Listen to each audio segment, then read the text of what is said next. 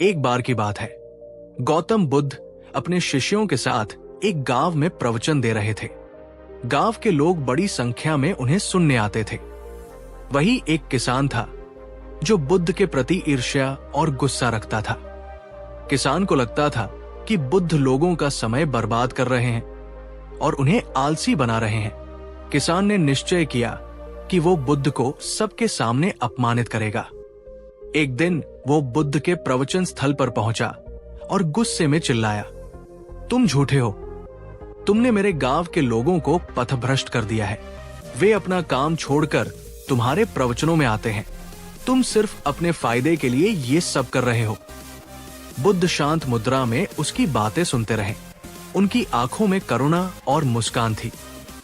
जब किसान चुप हुआ तो बुद्ध ने पूछा, भाई, यदि तुम मुझे कोई उपहार दो और मैं उसे न लूं, तो वो उपहार किसका रहेगा?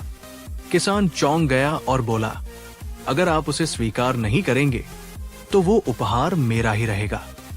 बुद्ध ने शांत स्वर में उत्तर दिया, ठीक वैसे ही तुम्हारा क्रोध और गुस्सा भी तुम्हारा ही है।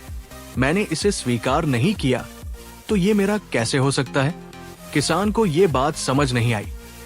उसने बुद्ध से कहा, तुम जो कह रहे हो वो मेरी समझ से परे है। कृपया मुझे समझाओ।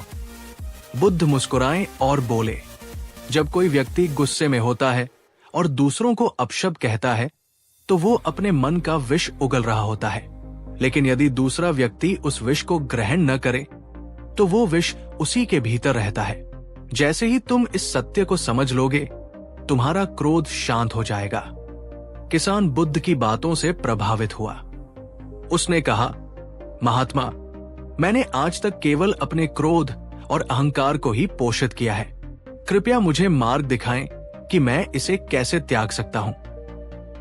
बुद्ध ने उत्तर दिया, क्रोध और अहंकार से मुक्ति का रास्ता दया और करुणा है। हर व्यक्ति के भीतर अच्छाई को देखो, दूसरों की गलतियों को क्षमा करो और अपने मन को शांत रखने का अभ्यास करो।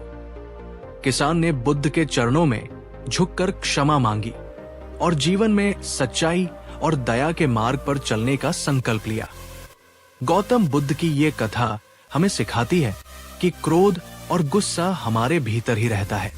अगर हम दूसरों की गलतियों को क्षमा करें और करुणा का भाव अपनाएं, तो जीवन में शांति और आनंद मिलेगा।